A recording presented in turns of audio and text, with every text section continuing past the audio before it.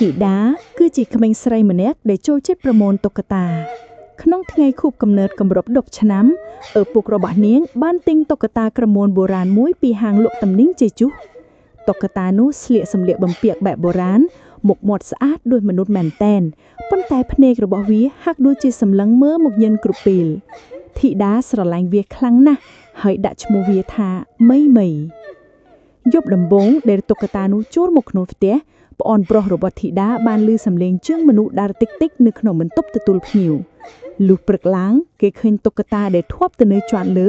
បែរជាមកអង្គុយនៅលើតុបាយយ៉ាងអាថ៌កំបាំងអ្វីដែលកាន់តែរន្ធត់នោះគឺ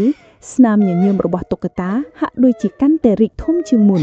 ហើយនៅលើដៃរបស់វាមានជាប់សរសៃសក់មនុស្សយប់មួយខណៈពេលដែលឪពុកម្ដាយមកនៅវិទៈធីតាបានឮសំឡេងសើចក្អឹកចេញពីក្នុងទូខោអាវ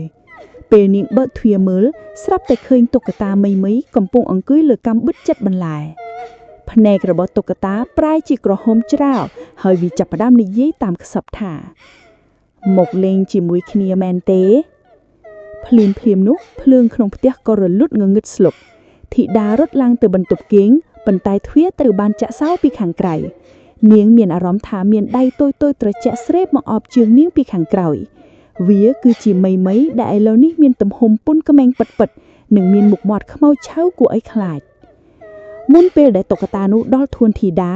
ឪពុករបស់នាងបានមកដល់ផ្ទះទាន់ពេលជាមួយលោកគ្រូអាគមម្នាក់ដោយសារគាត់មានការសង្ស័យតាំងពីដំបូង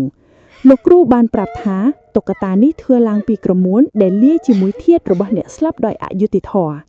វិញ្ញាណក្មេងស្រីម្ចាស់តុក្កតាមុនត្រូវបានគេសម្លាប់ហើយវិញ្ញាណនាងត្រូវបានបង្ខំក្នុងតុក្កតានេះដើម្បីធ្វើជាអ្នកបម្រើលោកគ្រូអាគមបានប្រើភ្លើងទៀនសូត្រមន្តដុតកំទេចតុក្កតានោះនៅពេលដែលក្រមួនចាប់ផ្ដើមរលាយសំឡេងស្រែកយ៉ាងឈឺចាប់បានបន្លឺឡើងពេញផ្ទះរហូតដល់តុក្កតានោះคล้ายជាភ័ក្រទើបគ្រប់យ៉ាងត្រឡប់មកស្ងប់ស្ងាត់វិញចាប់តាំងពីថ្ងៃនោះមកធីតាមិនហ៊ានលេងតុក្កតាទៀតឡើយទោះបីជាតុក្កតានោះរលាយបាត់ទៅហើយក្តី